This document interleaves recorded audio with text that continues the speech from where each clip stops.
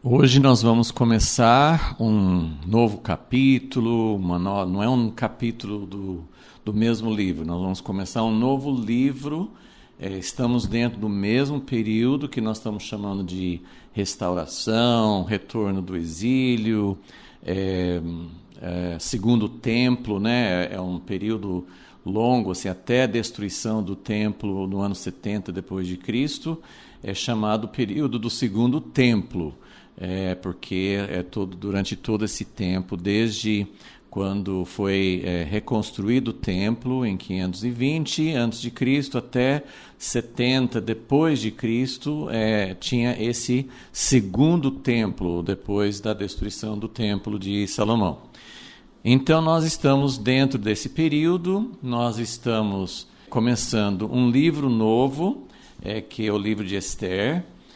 Pode parecer uma guinada, uma mudança meio brusca, porque nós estávamos estudando, na sequência, né, nós estávamos estudando o livro de Zacarias. Zacarias faz parte desse período, só que nós estávamos estudando as profecias dele. Então, nas últimas aulas, nós estávamos falando sobre a segunda vinda, sobre o reino milenar, estávamos falando sobre coisas que não aconteceram ainda. E agora nós voltamos para a história, porque nós estamos seguindo a linha cronológica da história no tempo antigo, antes da vinda de Jesus, todo esse tempo do Primeiro Testamento. Então, dentro desse período da volta do cativeiro, depois do cativeiro de Babilônia, nós estávamos estudando Zacarias e agora nós vamos iniciar Esther. Então, são assuntos bem diferentes, o livro de Esther é diferente, então nossas aulas vão mudar bastante no conteúdo, na atenção, no foco, em relação às últimas aulas de Zacarias. Mas já vamos dar o contexto.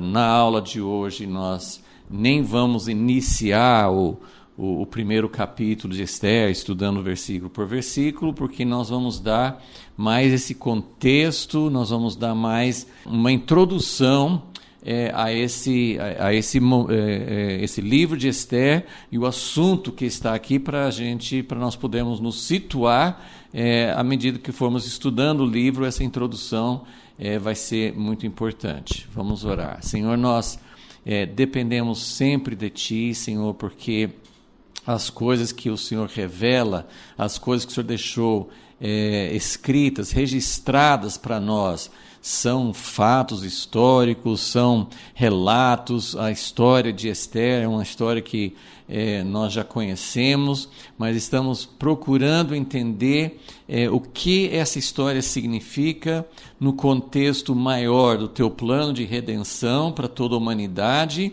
E naquela época específica, queremos entender, queremos conhecer mais do Senhor, como o Senhor age e o que o Senhor estava fazendo, qual o teu propósito naquela época. Pedimos a tua ajuda para isso e que o Senhor nos ajude a compreender, a ter revelação, a ter entendimento, porque aquilo que o Senhor escondeu, de certa forma, dentro dessas histórias é muito importante para nós. Nós queremos acessar, queremos ter o conhecimento que o Senhor quer nos dar por meio da Tua Palavra. Pedimos isso com todo o nosso coração, em nome de Jesus. Amém.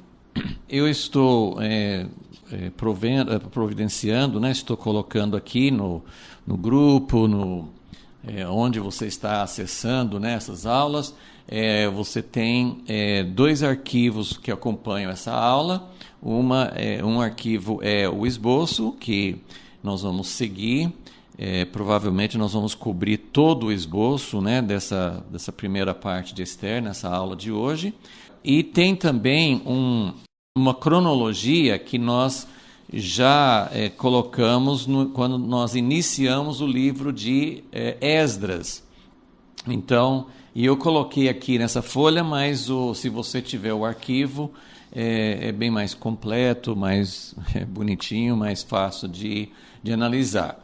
Mas a primeira coisa que nós queremos ver em relação ao livro de Esther é onde que esse livro se encaixa, que período de história, que que tempo é esse, como que nós podemos entender o livro de Esther não como uma história isolada. Claro que vale muito a pena estudar o livro de Esther, tem filmes sobre a vida dela, é uma das grandes histórias na Bíblia, um grande livramento, uma vida não só de Esther, mas de Mordecai, tudo que acontece nesse livro é uma história tremenda, como várias outras histórias na Bíblia.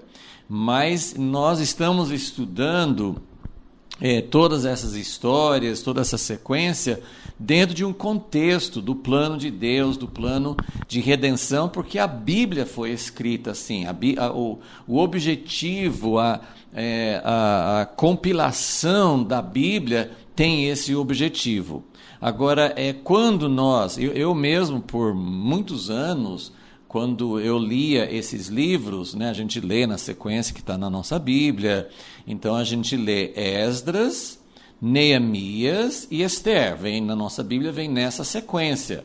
Então, por muito tempo, eu tinha a forte impressão que a história de Esther veio depois de Neemias. Primeiro a história de Esdras, depois a história de Neemias, né, tudo que está relatado nesses livros, e depois a história de Esther. Mas, na verdade, como nós já vimos, como já expliquei, em aulas assim, dentro do livro de Esdras, o livro de Esther acontece dentro de um intervalo que existe, um intervalo histórico, existe dentro do livro de Esdras, entre o capítulo 6 e o capítulo 7. Na nossa sequência, nós já estudamos Esdras de 1 a 6, porque o livro de Esdras conta dois períodos bem diferentes. De 1 a 6 é o livro de Esdras, mas Esdras não aparece nesses primeiros 6 capítulos porque ele não tinha nascido ainda. Então, isso acontece bem, os primeiros 6 capítulos contam uma história do retorno, o primeiro retorno do cativeiro, e a história de Zorobabel, do sumo sacerdote Josué, dos profetas Ageu e Zacarias. Então tudo isso acontece dentro do período dos primeiros 6 capítulos de Esdras. Aí no capítulo 7 de Esdras começa a história desse personagem, desse sacerdote Esdras. Esdras veio no segundo retorno, no segundo período, vários anos, décadas depois do primeiro retorno. Mas no intervalo histórico, um intervalo de anos que existe entre o final do capítulo 6 de Esdras e o início do capítulo 7, é nesse período histórico que acontece a história de Esther. Então, se você olhar ou nesse arquivo, nesse diagrama, né, que vocês têm, vocês devem ter acesso, ou para acompanhar aqui nessa folha, nós podemos ver da seguinte forma. Então, aqui no meio nós temos a linha histórica, aqui tem os capítulos correspondentes da Bíblia.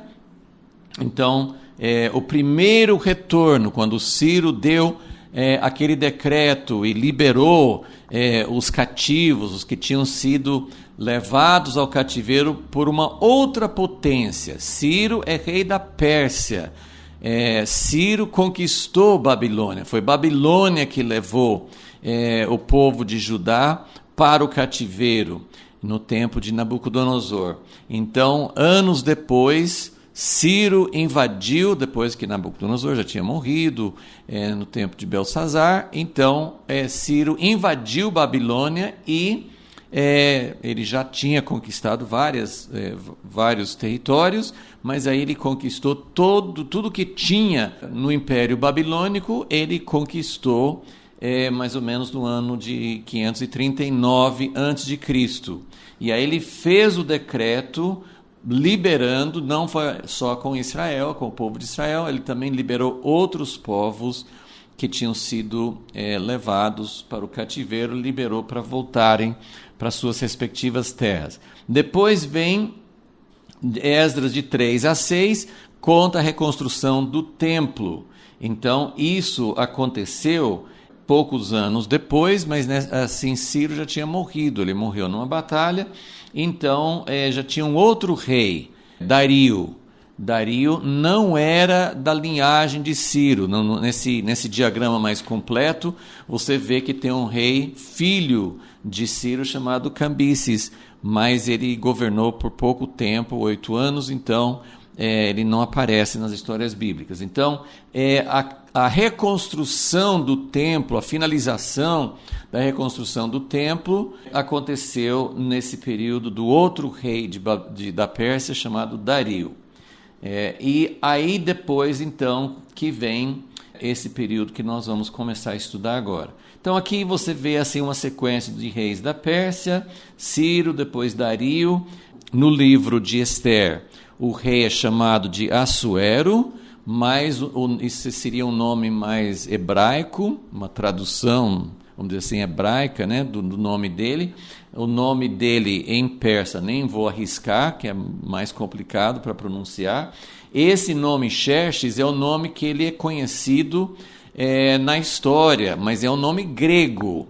Esse nome, eu acredito que ficou mais famoso, mais usado para esse rei, por causa de um historiador, talvez você já tenha lido alguma coisa ou ouvido falar dele.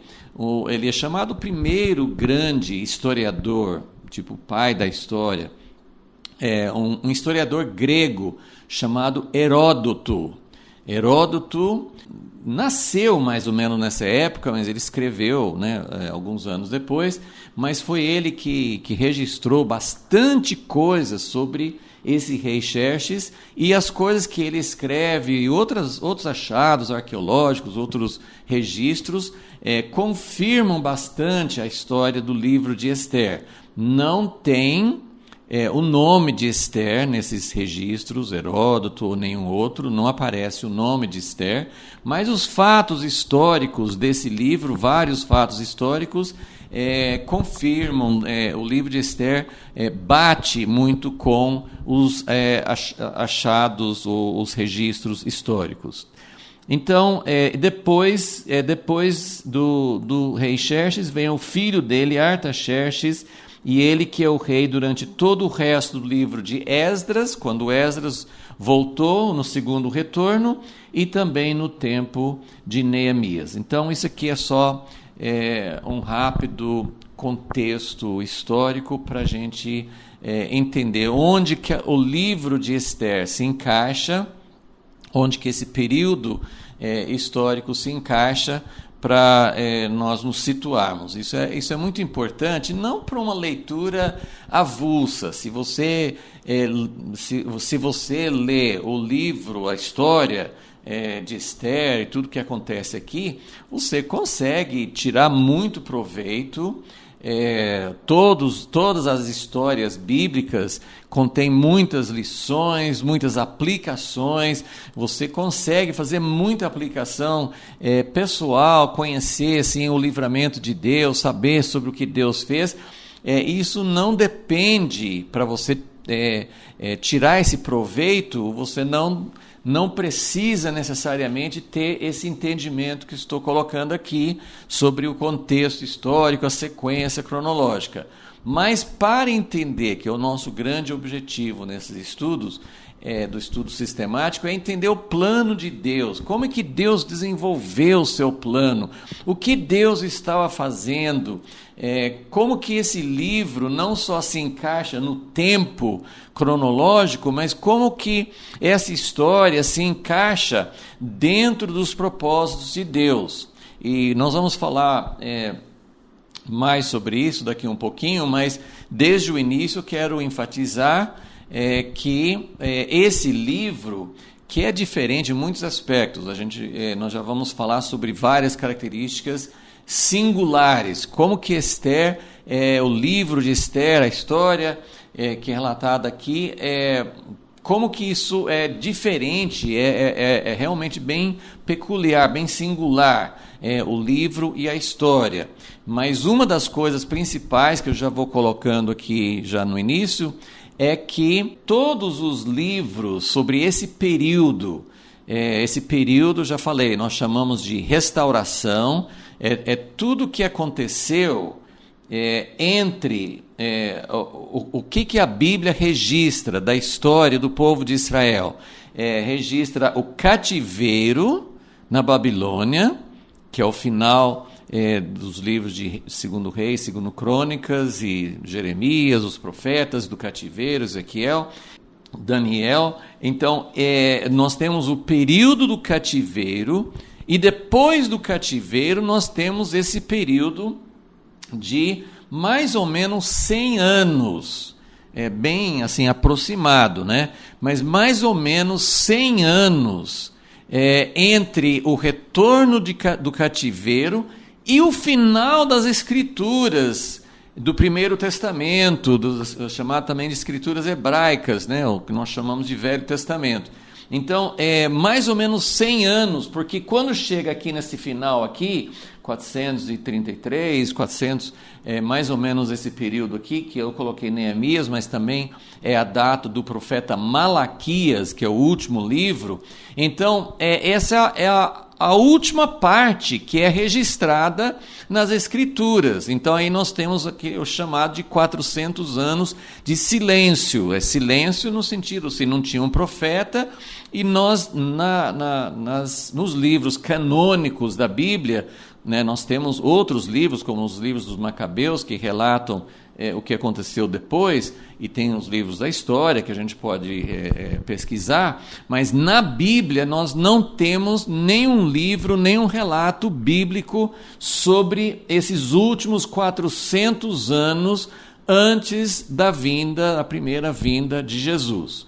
Então, esses 100 anos são chamados anos de restauração, é o período de retorno do exílio e esse primeiro período em que eles voltaram para a terra. E o que nós temos registrado em Esdras e Neemias são 3 retornos: retorno de Zorobabel, retorno de Esdras e o retorno de Neemias. Nós temos 3 retornos. É claro que pode ter havido assim grupos menores, outros retornos, mas esses são os 3 retornos principais, são registrados na Bíblia, que documenta grupos de pessoas que estavam do povo de Israel, que voltaram, essas pessoas voltaram, foram liberados e voltaram para a terra da promessa, a terra de Israel. Então, todos os livros desse período, quais são os livros bíblicos desse período histórico? Esdras, Neemias, Ester e os profetas Ageu, Zacarias e Malaquias. Então nós temos 6 livros bíblicos que contam esse período, que são relacionados com esse período de 100 anos a partir do retorno do cativeiro. Desses 6 livros, nós vamos começar a estudar o livro de Ester. E o que é diferente do livro de Ester? Assim, várias coisas, mas o que eu quero enfatizar? Que é o único livro dos 6, é o único livro que não relaciona, não relata, não conta nada sobre restauração. É o período de restauração. Mas o livro de Ester não fala sobre restauração. O livro de Ester não fala sobre retorno do cativeiro. O livro de Ester não fala sobre reconstrução do templo, ou dos muros de Jerusalém, ou do povo saindo e voltando para a terra. Nada sobre isso. Pelo contrário, esse livro relata as coisas que aconteceram na capital do Império Persa, né? Na cidade de Suzã, uma das cidades, né, que os imperadores persas usavam como capital. Então, todos os acontecimentos e até o que se relaciona com o Império Persa, mas nem faz menção, não faz menção de Israel, não faz menção de templo, não faz menção de sinagoga, não faz menção de culto a Deus. E não faz menção de Deus. o nome de Deus não aparece nesse livro. Então, é um livro muito diferente, é um livro com foco diferente, mas graças a Deus que está aqui nas Escrituras, porque tem, lógico, tem uma razão para isso e tem uma contribuição muito especial. Então, se você estiver com o seu esboço, né, que nós colocamos aqui, nós vamos falar rapidamente agora sobre essas características. Já falei sobre vários deles, mas vamos falar um por um. Então, algumas características especiais do livro de Esther. Então, primeira característica que é um de apenas 2 livros na Bíblia, tem 2 livros na Bíblia que tem o nome e a história de uma mulher. O livro de Ruth e o livro de Esther. Então, nós temos esses 2 livros e depois, um pouquinho mais adiante nessa aula, vou relacionar as 2 histórias. Não tem aparentemente nada a ver, porque Ruth aconteceu muitos anos antes, no tempo dos juízes, né? Antes dos reis, antes do livro de Samuel, e Esther aqui nesse outro período. E é interessante, nós vamos comentando sobre isso, tem coisas que evidentemente a gente não tem uma razão, assim, não tem uma explicação talvez, mas nós sabemos que a Bíblia foi escrita por vários autores, é uma compilação inspirada por Deus. Deus tem razões para cada livro e cada parte da história, mas não tem nenhum livro tem um livro com o nome de Samuel, mas só uma partezinha pequena de 1 Samuel que conta sobre a vida de Samuel. Não tem nem assim grandes relatos biográficos sobre Samuel. Mas nós não temos um livro chamado Moisés, nós não temos um livro chamado Abraão, nós não temos um livro chamado José. Tem histórias sobre esses homens. Davi, tem uma biografia extensa sobre Davi.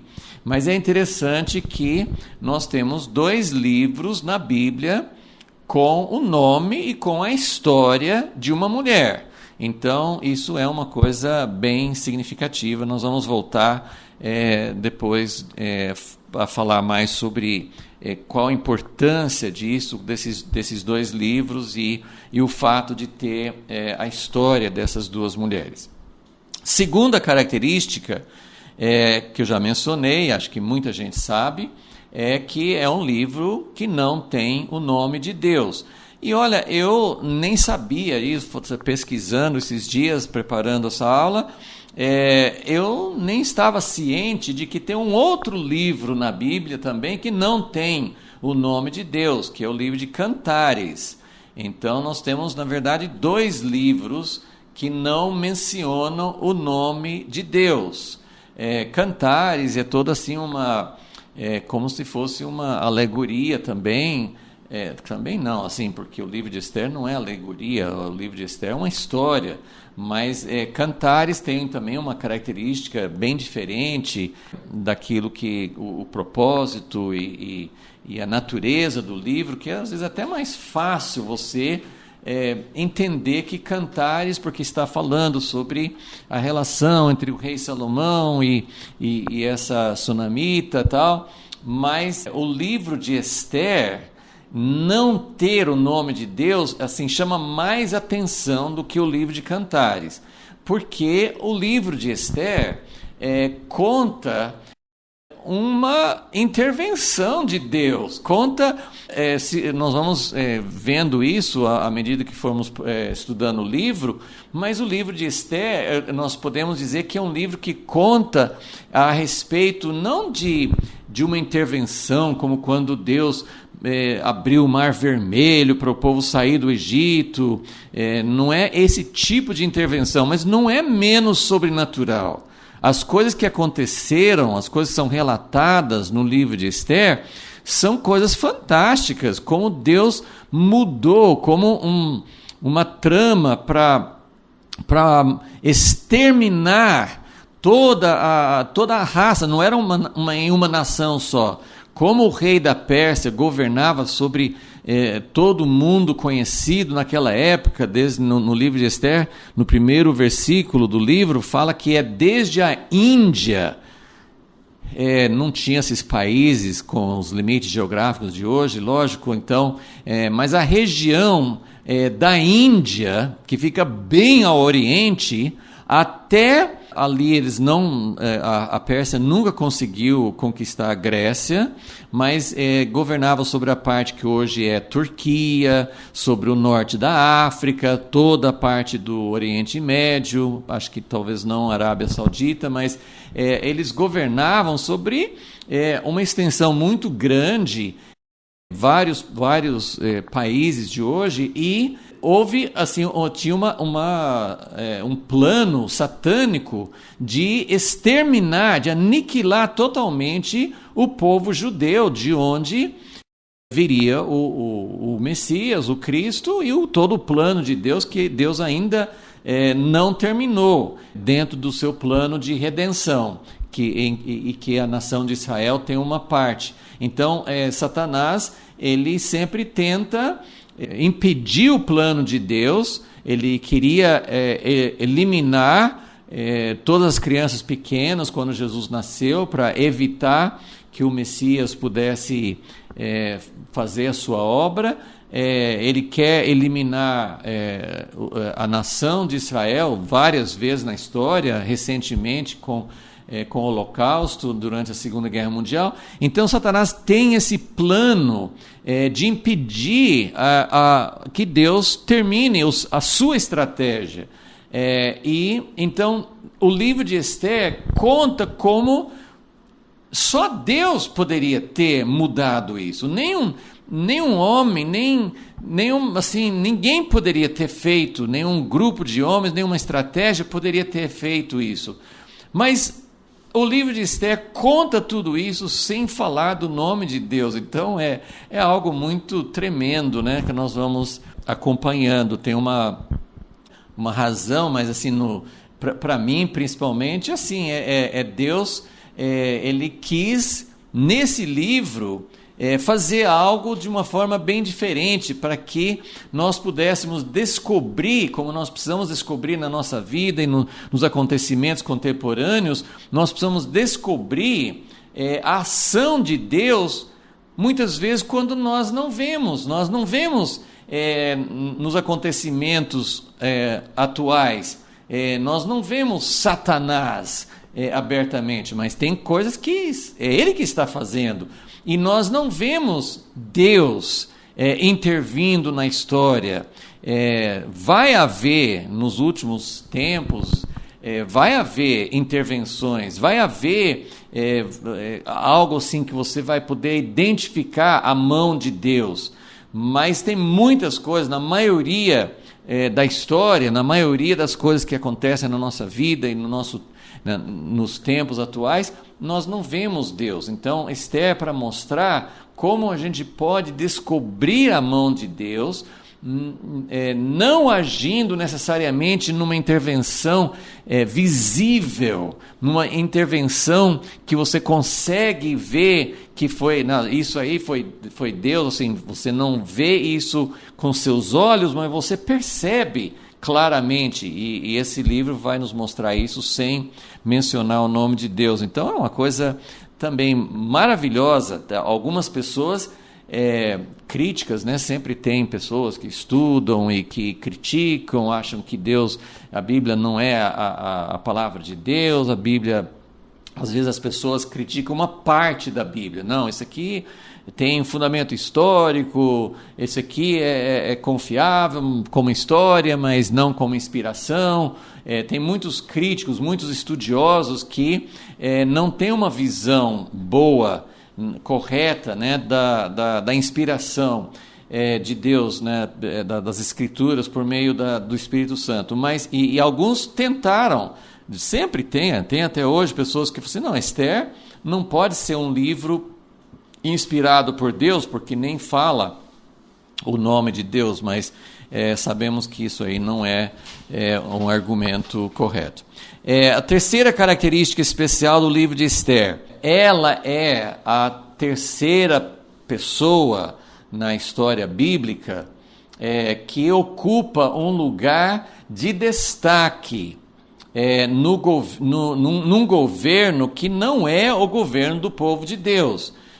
Assim, tem muitos reis e juízes e líderes do povo de Deus, né? Tem muitos que, assim, sobre liderança, sobre governo, tem muitos exemplos na Bíblia. Moisés era alguém que governava, liderava o povo de Deus e todos os juízes, os reis, mas nós temos três pessoas, e na verdade tem uma quarta pessoa também, mas que não é exatamente igual, mas poderíamos falar de 4 pessoas na história bíblica que ocuparam posições de grande autoridade num governo do mundo, e não era qualquer governo, principalmente essas 3 pessoas, que esta é a terceira, essas 3 pessoas ocuparam segundo lugar, em segunda posição, maior posição de autoridade. Então, José do Egito, Daniel e Esther, são 3 exemplos, e depois a quarta pessoa seria Neemias, que ele não ocupava um cargo de administração, ele era um copeiro, mas ele tinha muito acesso ao rei. Neemias, ele era próximo desse rei Artaxerxes aqui. Então, Esther é a terceira personagem, né, que é um exemplo bíblico de alguém e que nós poderíamos, quando nós pensamos assim, o cristão, o servo de Deus, um discípulo de Jesus, pode ocupar um lugar no governo, né, política, ser um presidente, um primeiro-ministro. Então nós temos 3 exemplos, 3 modelos que nós podemos utilizar, e Neemias também ajuda bastante a entender, porque ele foi enviado como governador, Zorobabel também, mas nós não temos muita informação sobre Zorobabel. Mas enfim, vamos comparar rapidamente, depois nós vamos ter oportunidade para entrar em mais detalhes, mas tem uma semelhança muito, assim, a primeira semelhança entre José, lá no Egito, Daniel, na Babilônia, e Esther, na Pérsia. Então, todos os 3 estavam abaixo somente do rei, eles estavam no segundo mais alto cargo do império. José só abaixo de Faraó, Daniel só abaixo de Nabucodonosor e depois dos outros que sucederam. Esther, a rainha. Esther é um pouquinho diferente porque ela não tinha um cargo administrativo. Esther não mandava no império, ela não era como José e Daniel, que eles tinham, na verdade, assim, José, por exemplo, a Bíblia relata que Faraó quase nem tomava conhecimento, José que fazia as coisas, principalmente em relação àqueles anos de escassez e tal, e depois os anos de plenitude. Então, mas Esther, ela é um desses 3 exemplos de alguém que ocupava um lugar de grande autoridade. E Mordecai, seu primo, que aparece, ele também acabou ocupando um lugar de grande autoridade, ele já até mais nessa questão administrativa. Então, só para, assim, depois nós vamos continuar analisando isso, o que isso pode nos ensinar sobre o propósito de Deus de ter seus discípulos, seus filhos, seu povo, pessoas que representam Deus na terra. Qual o propósito de Deus de ter alguém assim no governo? E uma das coisas assim que, no mínimo, nós precisamos prestar atenção é que todos eles foram enviados por Deus, eles estavam naquele lugar por uma ação de Deus, por uma providência de Deus. mas eles não entraram no governo, eles não foram colocados no governo do Egito, da Babilônia ou da Pérsia para mudar o governo ou a sociedade. Eles foram enviados para dar um testemunho e para exercer uma função importante para o plano de Deus na terra. José não mudou o governo, ou o país, ou o império do Egito. Daniel não mudou nem Babilônia, nem Pérsia. A Esther também não mudou. Então, isso é algo que precisamos prestar bastante atenção, porque são os modelos bíblicos que nós temos de alguém que entrou por uma razão, por um propósito de Deus, dando testemunho. Essas pessoas, essas 3 pessoas, são exemplos bíblicos de integridade, de santidade, de fidelidade a Deus. Então foram pessoas que não se contaminaram com o espírito do mundo, com o desejo, a ganância por poder, por controle, por riqueza, por nada disso. Então, são exemplos muito grandes para nós de um verdadeiro testemunho no meio do sistema do mundo, ok? Número 4. Esther é um de 3 livros na Bíblia que narra eventos fora da Terra Prometida. Porque desde o primeiro livro da Bíblia, Gênesis, chamado de Deus para Abraão, a história de Abraão e o Primeiro Testamento é todinho sobre a história de uma nação, de um povo que Deus separou para ser o instrumento dele na terra. Então, a grande maioria dos livros, os livros históricos, os livros proféticos, os outros livros, a única exceção, eu vou citar aqui 3 livros que falam a respeito do povo de Deus relacionado com a terra.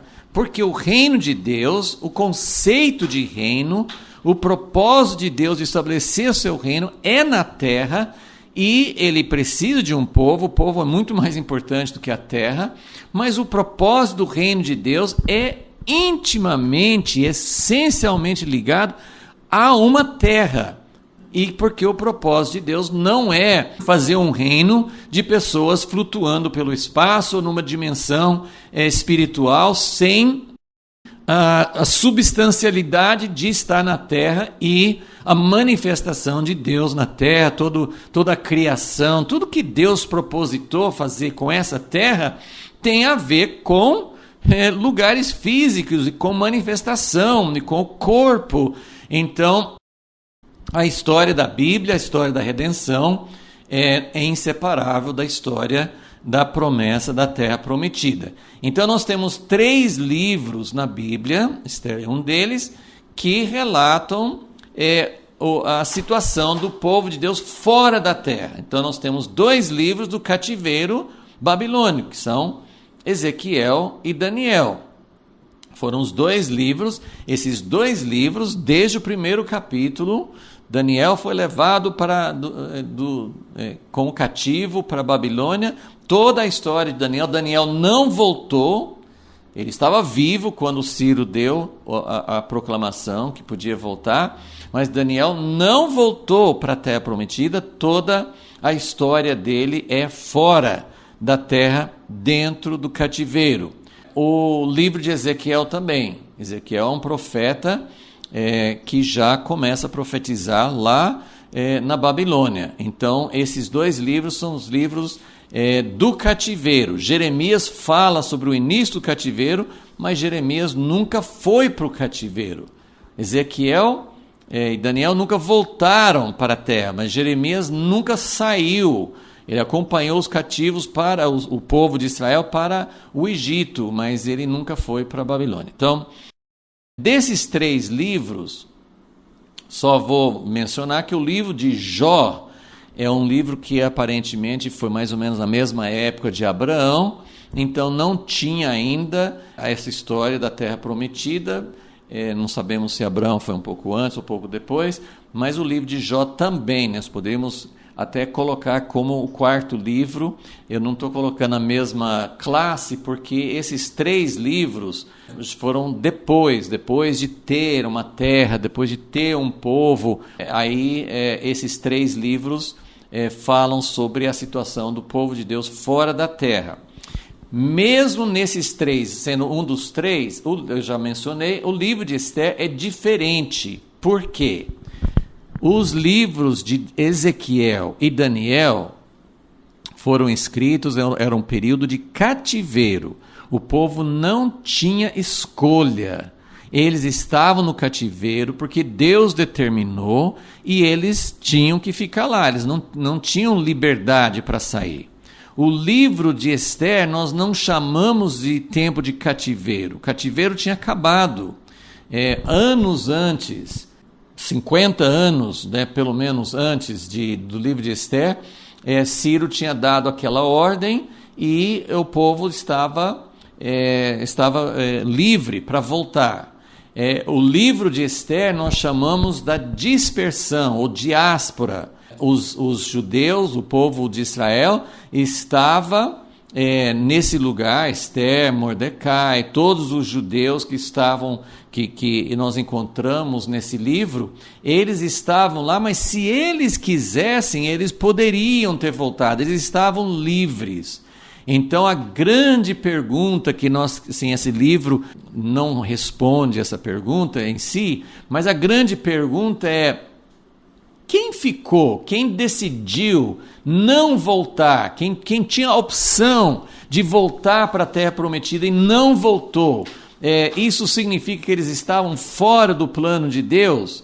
Então nós vamos discutir um pouco sobre isso ainda nessa aula, mas essa é uma das principais marcas, né? É uma característica que não dá para entender a história de Esther, esse relato, sem entender esse contexto. Eles estavam lá, não estavam mais no cativeiro, eles poderiam ter voltado para a terra de Israel, mas eles estavam, e na verdade tinha muito mais gente que não voltou do que o número de quem voltou. Então, assim, mesmo aqui nessa época só tinha acontecido um retorno, né? Um grupo tinha voltado. Os outros 2 grupos voltaram depois do tempo de Esther. Mas esse número de pessoas que vivia lá era muito maior, né? Era um número muito grande de judeus que estavam vivendo nessa dispersão. Então esse é o número 4 e já falei sobre o número 5 também, que Esther é o único livro na Bíblia que trata do povo judeu na dispersão e não no cativeiro. Então 3 livros falam sobre o povo de Deus fora da terra, mas só o livro de Esther fala sobre essa época em que o povo poderia ter voltado e não voltou. E em último lugar, a 6ª característica especial do livro de Esther, que esse livro não é o único, tem vários livros e se você pesquisar isso, tem vários, assim, as listas às vezes variam um pouquinho, mas tem vários livros no Primeiro Testamento que não tem nenhuma citação no Novo Testamento. O Novo Testamento faz muita referência ao Primeiro Testamento, às Escrituras hebraicas. No tempo de Jesus, no tempo dos apóstolos, a Bíblia que eles tinham era o Primeiro Testamento, eram as Escrituras hebraicas. Eles só tinham isso, não tinha ainda os Evangelhos, não tinha ainda as Epístolas. Então, os livros, o livro de Apocalipse, revelações de Deus para João, cita muitos textos no Primeiro Testamento. Mas nem todos os livros do Primeiro Testamento foram citados. Então, Esther não é o único, mas Esther é um desses livros. Por que tem divergência de opinião sobre isso? Porque, às vezes, vamos pensar no livro de Juízes. nós não encontramos no Novo Testamento nenhuma citação de um texto como Jesus ou um apóstolo, alguém fazendo uma citação do livro de Juízes, mas cita nomes, né? No livro, por exemplo, de Hebreus, ele cita Gideão, cita Sansão. Então, tem personagens que são citados. E às vezes, tem um texto no Novo Testamento que é muito semelhante a um versículo no Primeiro Testamento. Então, tem divergência se o autor estava citando diretamente ou não. Então, tem algumas divergências. Mas vamos dizer o seguinte, que Ruth, vamos citar alguns livros que não têm citação no Novo Testamento. Ruth, esses 3 livros da restauração, Esdras, Neemias e Esther, nenhum dos 3 tem citação no Novo Testamento.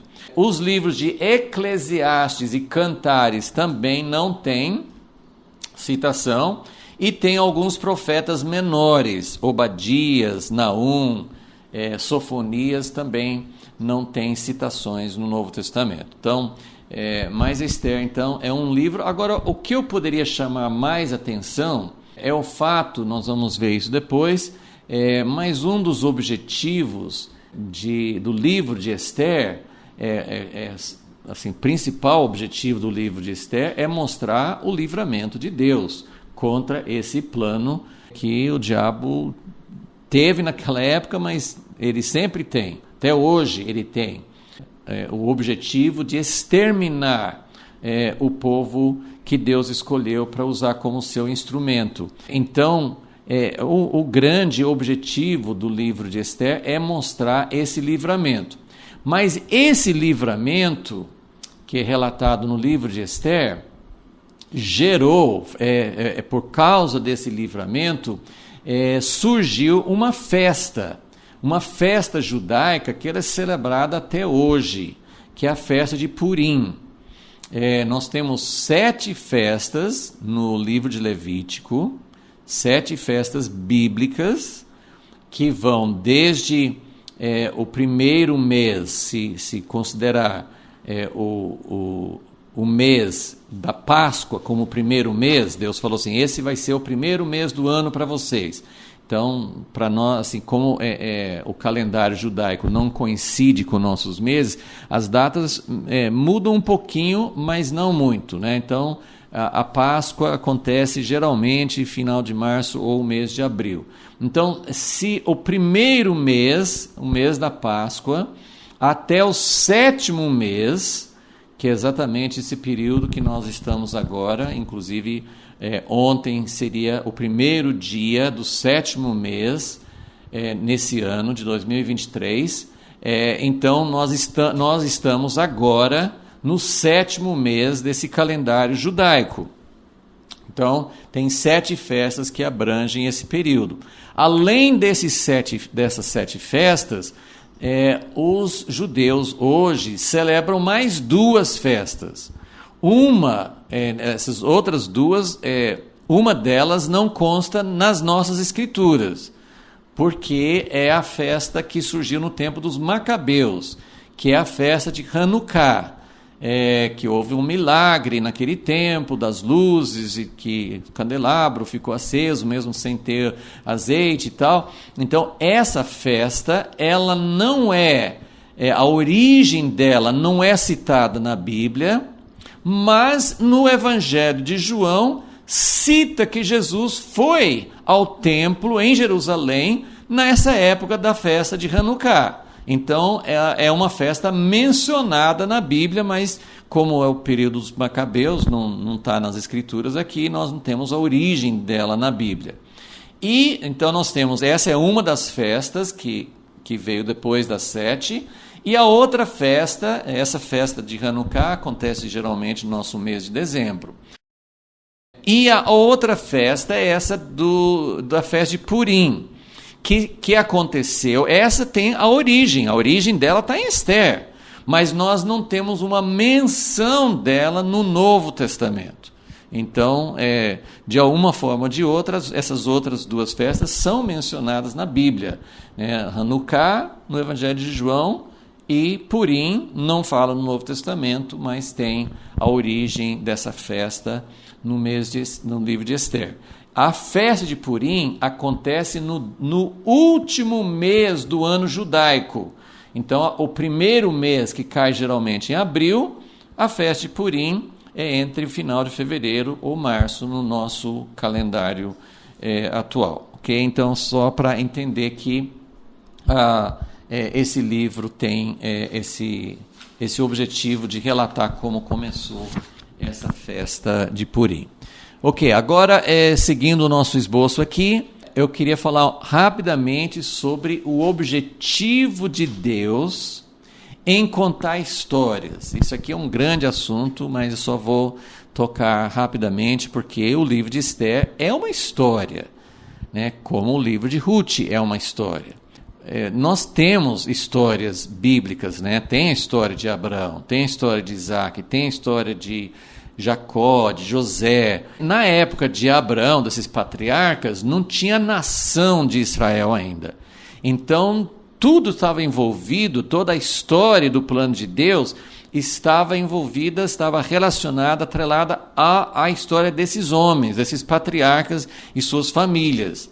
Mas a partir dali, a história de Moisés, a história de Samuel, a história de Davi, de Elias, essas histórias, elas são sempre relacionadas com um contexto maior. A Bíblia não conta uma biografia só para contar, assim, tem uma pessoa que é importante na nossa história, assim, conta a história de Davi, porque é um personagem importante na história de Israel. Mas toda a história tem um objetivo, e o objetivo maior não é falar sobre a pessoa, é falar sobre o plano de Deus, como aquilo contribuiu. Então, em cada história, nós podemos tirar, já falei isso sobre Esther, você pode ler a história de Esther sem prestar atenção ao contexto, à sequência. Você pode tirar muitas coisas boas, você pode estudar qualquer vida de Jonas, de um profeta que tem alguma coisa sobre a vida dele. Você pode tirar coisas muito boas de uma história de relatos biográficos, mas sempre lembrando que dentro do plano, do propósito de Deus nas Escrituras, o objetivo não é só falar assim, vamos enaltecer e vamos estudar a vida de tal pessoa. O objetivo sempre é como que essa história contribui para o plano de redenção, como que isso se encaixa, como que Deus usou essa pessoa e a sua história para avançar os seus propósitos na terra. Então, todo relato biográfico na Bíblia tem uma razão. Nós podemos isolar a história de Ruth. Que história bonita, independente de qual época que ela viveu e os outros personagens, que história interessante. Ela foi fiel à sogra e depois encontrou um marido. Mas qual que é a razão da história de Ruth? Em grande parte, para mostrar a importância, a descendência de Davi depois de Jesus, que veio por ela, mas também de falar sobre uma pessoa que nem pertencia ao povo de Israel e que se ligou a Israel através de uma revelação na verdade, ela foi fiel e ela foi atraída e ela se apegou mais à sogra e ao Deus em que ela cria do que aos parentes dela, a família, a cultura e tudo mais. Então, é uma história que tem um significado muito maior do que só pensar numa vida bonita e que nós admiramos. Então, sempre a biografia e toda a história contada na Bíblia tem esse objetivo. Então, quando nós estudamos a vida de Esther, sim, nós queremos ver os desafios. Esther, uma órfã, chegou a ser rainha daquele império todo. É uma história tremenda, extraordinária, mas qual o propósito disso? O que Deus estava querendo fazer por meio disso? Então, esse livramento, né, que originou a festa, que é celebrada até hoje também, né? Agora, assim, um aspecto que eu só queria tocar assim rapidamente é que a Bíblia inteira, então, ela é formada, tem partes da Bíblia, nos livros de Moisés, que ele registra os mandamentos de Deus, as ordenanças, os princípios, mas a Bíblia, majoritariamente, é composta de histórias. Deus escolheu usar histórias que têm esse significado, que têm esse propósito, não são vidas avulsas, não são pessoas sem conexão. Só assim, se for pensar assim, o Jó seria a única exceção no Primeiro Testamento de uma pessoa que aparentemente não teve nenhuma conexão com o restante, né, do propósito de Deus de criar uma nação, mas Deus usa histórias para transmitir suas verdades. Isso é porque Deus é um Deus relacional. A Bíblia não é um livro de doutrinas. Nós que temos transformado a Bíblia em um livro de doutrinas. Nós é que extraímos a teologia sistemática da Bíblia. Nós pegamos e extraímos daqui princípios e ensinamentos e coisas, mas quando você acompanha uma história, Deus, todas as coisas cooperam para o bem. Nós temos esse versículo na Bíblia. Deus é soberano, Deus faz com que todas as coisas cooperem para o seu grande propósito. Isso é um princípio e a gente acha aquilo maravilhoso. Mas leia o livro de Esther e você vai ser impactado de uma forma diferente, porque é uma história. Jesus contava parábolas, por exemplo, do filho pródigo, que eram histórias que ele inventava na hora.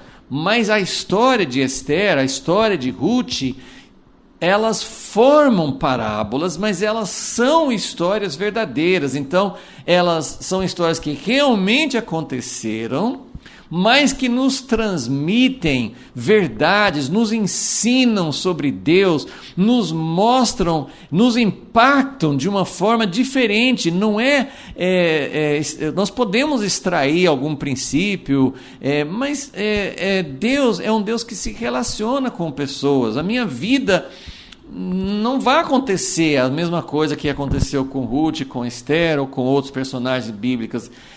Mas eu posso aprender a me relacionar com Deus e conhecer mais quem Deus é por meio dessas histórias, ok? Bom, então agora só nessa parte final, esse aqui é também um tipo de contextualização de quando eu enfatizei então sobre que Esther é um livro que fala sobre o povo de Israel na dispersão. Eu queria dar também um rápido contexto bíblico.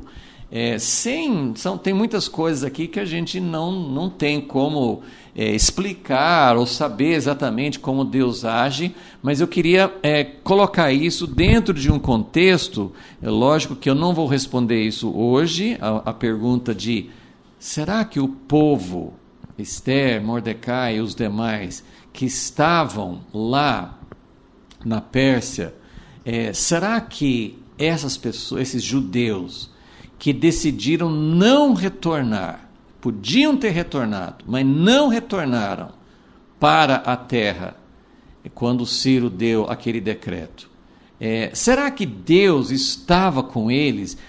Deus tinha um plano para eles?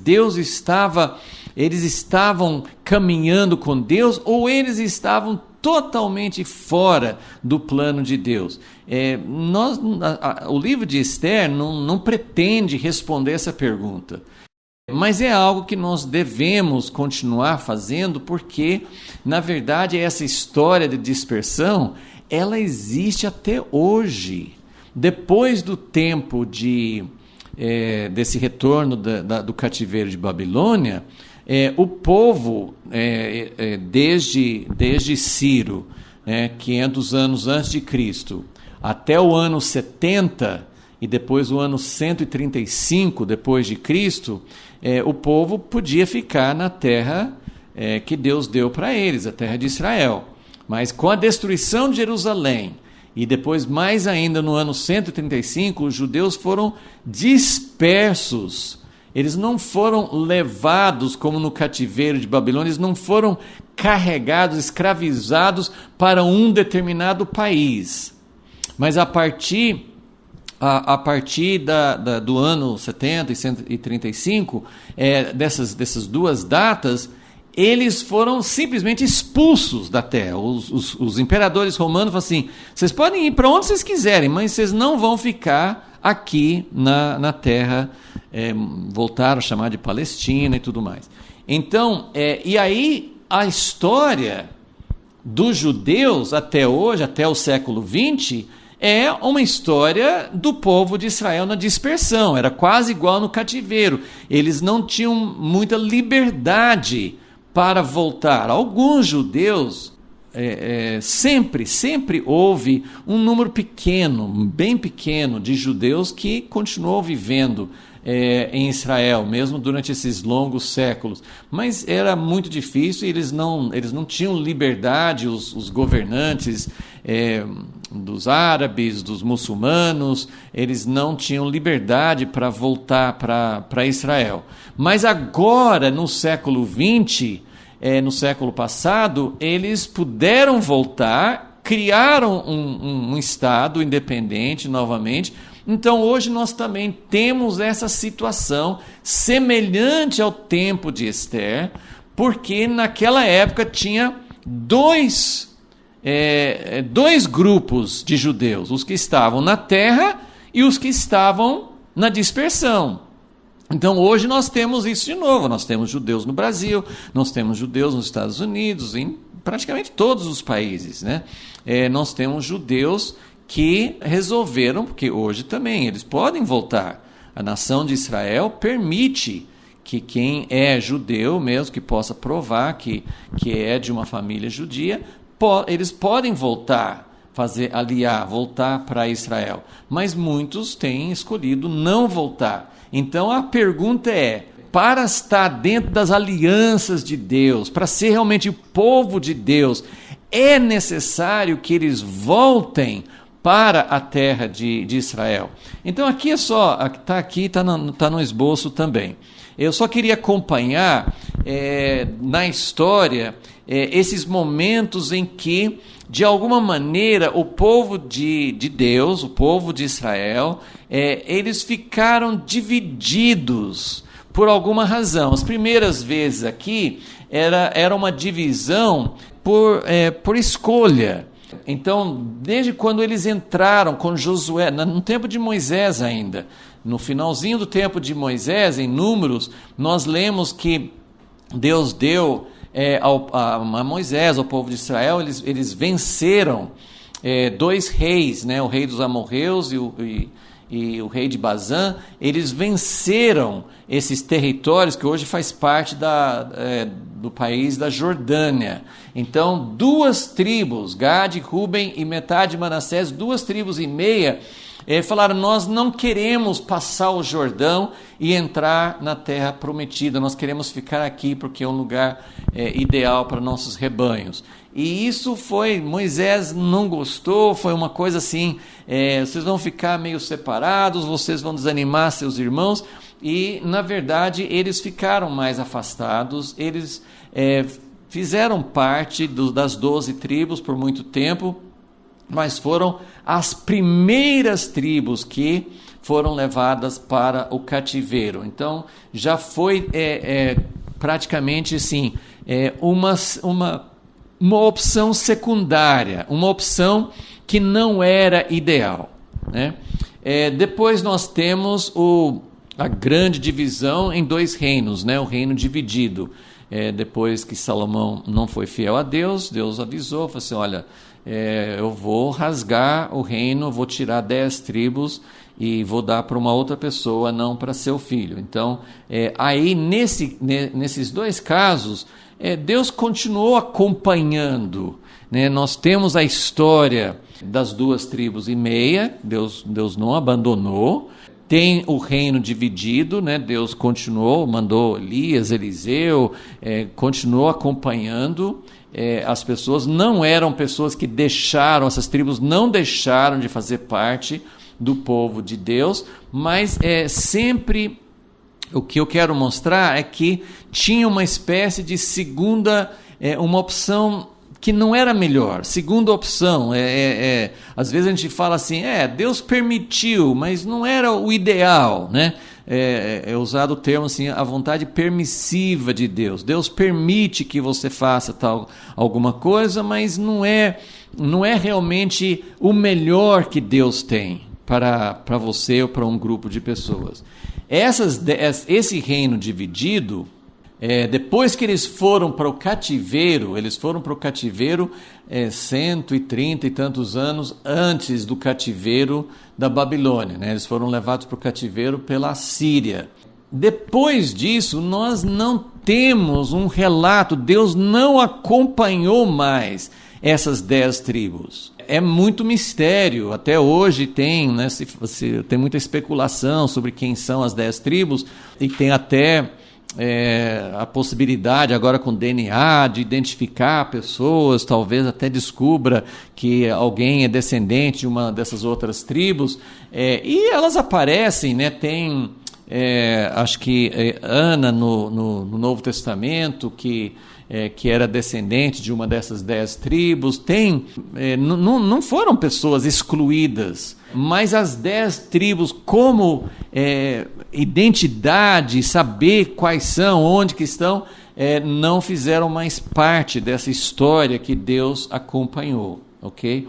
Então, durante outra espécie de divisão, quando veio o cativeiro babilônico no tempo de Jeremias, Deus tinha uma época que Deus estava dando uma oportunidade para arrependimento, mas depois chegou uma hora que Deus falou assim, não, está determinado, vai para o cativeiro, não ore mais para que Babilônia não venha, para que não vença, porque vai acontecer.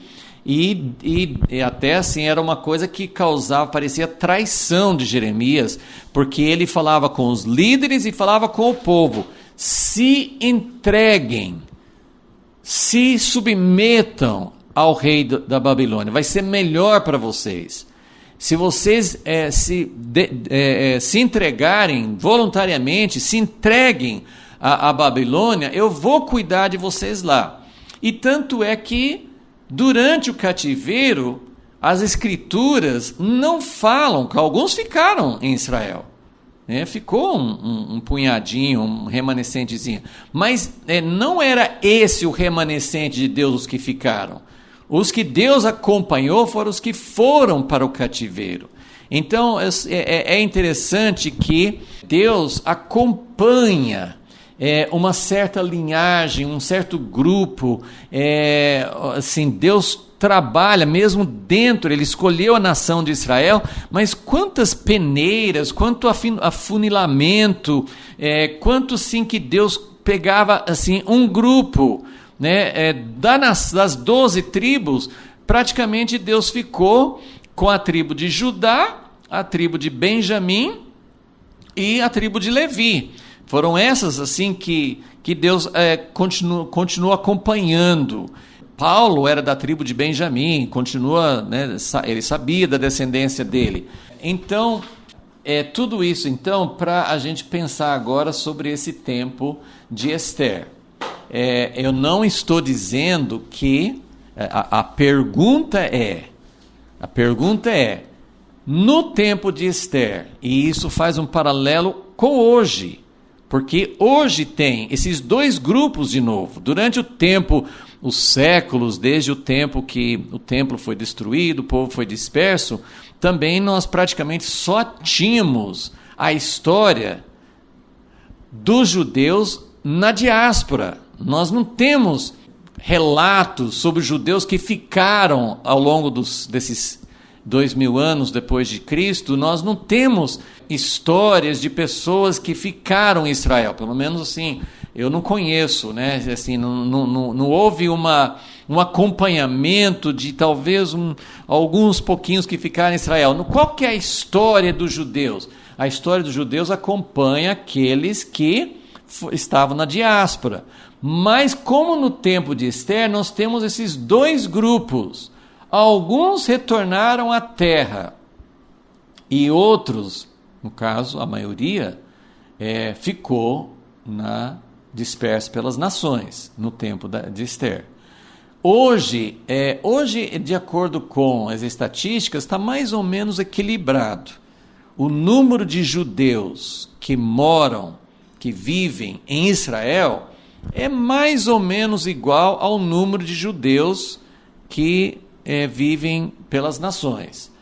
Mas durante as primeiras décadas, durante o tempo do século XX, tinha muito mais judeu na diáspora do que lá em Israel. Então a grande pergunta é: será que Deus rejeitou? Será que Deus não acompanha mais? Tem esses afunilamentos, tem essas opções erradas, tem as pessoas que, as 2,5 tribos, parece que escolheram uma coisa que não era muito ideal para o plano de Deus. Será que nós podemos dizer isso? Como eu disse, se nós podemos dizer isso no tempo de Ester, se não tivesse o livro de Ester, nós diríamos: Deus só se interessa com aqueles que voltaram, porque Esdras, Neemias, Zacarias, os profetas, tudo estava voltado para aqueles que tinham voltado para a terra. Mas se nós olharmos até para as profecias, nós acabamos de estudar Zacarias, ele, como vários outros profetas, mas ele nessa época em que tinha esses dois grupos, Deus falou várias vezes: eu vou reunir. O propósito de Deus, sim, é tirar as pessoas de todas as nações para onde foram.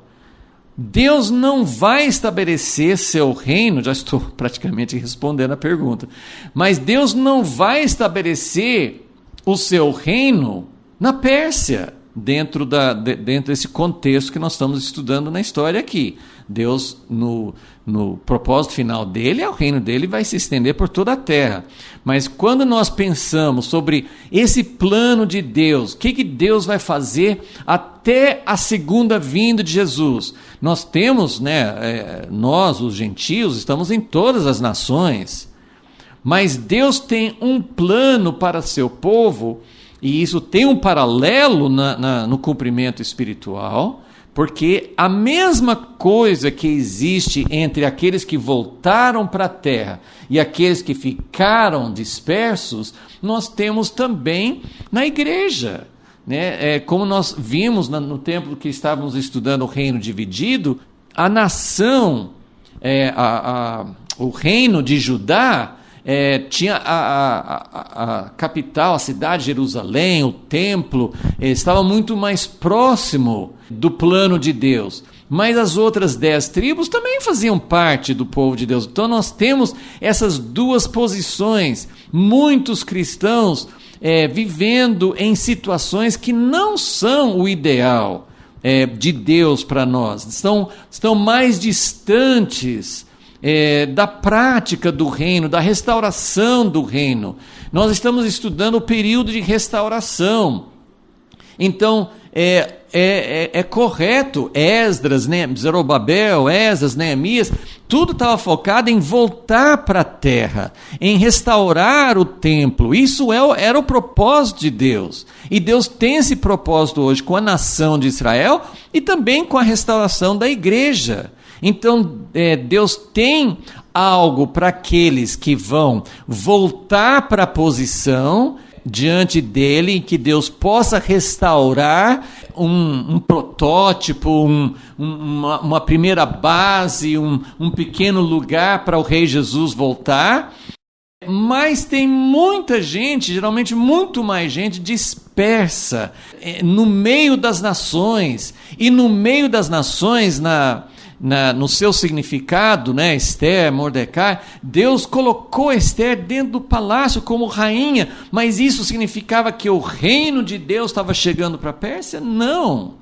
Mas ao mesmo tempo, se nós perguntarmos, será que Deus tem algum plano? Será que será que estes que ficaram dispersos não atenderam a voz de Deus, não quiseram?